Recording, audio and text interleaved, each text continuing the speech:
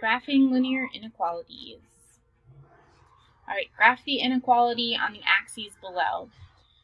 It looks like our inequality that they want us to graph is x minus 3y is less than negative 18. So there's a couple ways we could do this. Let's see here. Let me hop over to my sketch pad. We could take our x minus 3y is less than negative 18, and we could put it into slope-intercept form since that's typically a little easier for us to graph. Or we could remember, hey, standard form's not that bad to graph from, right?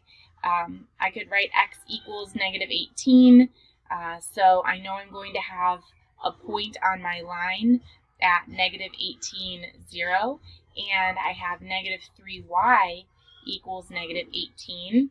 Divide both sides of that by negative 3, so y equals 6, meaning I'm going to have a point on my graph at 0, 6. All right, so I'm going to graph both of those intercepts, the x-intercept and my y-intercept. So let's see here, negative 18, 0. Uh-oh, that's too big for my graph.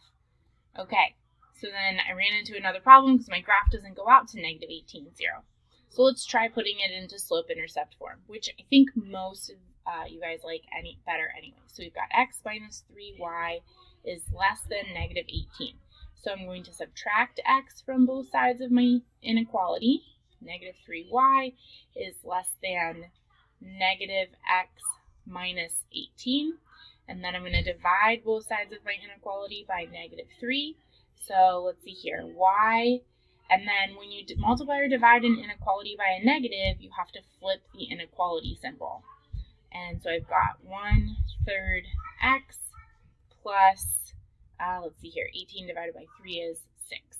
So y is greater than 1/3 x plus 6.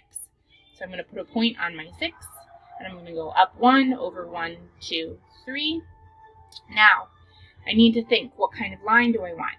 So since my inequality is a greater than symbol, I know I want to have a dashed line because it's not equal to, and I have to think which side do I want to be the shaded region.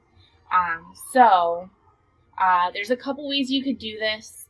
You could just memorize which side is shaded, or you could use a test point, right? So for example, if I thought the origin was going to be in the shaded region, I could plug in the point 0, 0, and hopefully it would show me that I have a true statement. So 0 is greater than 1/3 times 0 plus 6.